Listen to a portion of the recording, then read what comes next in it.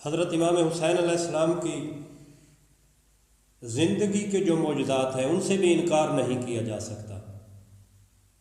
درجنوں نہیں بلکہ سینکڑوں مولا نے معجزے دکھائے، مولا کی شخصیت سے معجزات رونما ہوئے، مولا نے جو بات کہی وہ پوری ہو کر رہی۔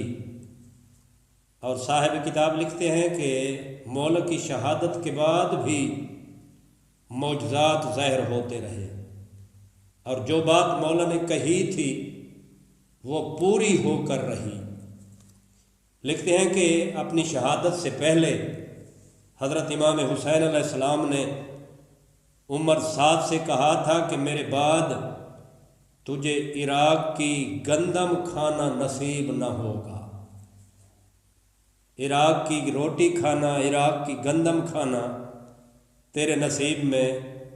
اور مولا نے فرمایا تھا یہ جو تو فخر کر رہا ہے، غرور کر رہا ہے، اور اتنا بڑا کام اپنے سر پہ لے لیا ہے، رسول اکرم کے بیٹے کو قتل کرنے کی ٹھان لی ہے، تو میں تجھے کھول کے بتا رہا ہوں کہ تجھے رائے کی حکومت نہیں ملے گی۔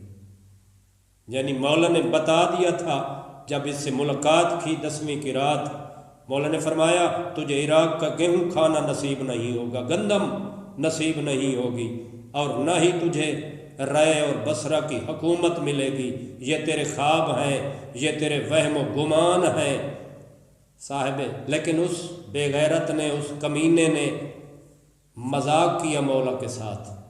اس نے کہا مولا اگر گندم کھانا نصیب نہ ہوئی تو میں جو کھا لوں گا، میں گندم کے بدلے، یعنی اس نے مذاق کیا مولا کے ساتھ الٹا۔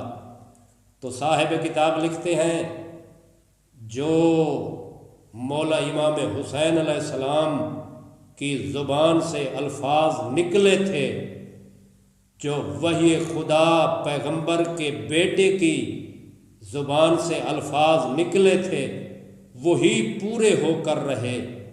اسے عراق کی گندم کھانا بھی نصیب نہ ہوئی، رائے کی حکومت بھی نہ ملی، اور زیادہ عرصہ بھی نہ گزرا تھا کہ مختار بن ابی عبیدہ ثقفی نے اسے قتل کر دیا۔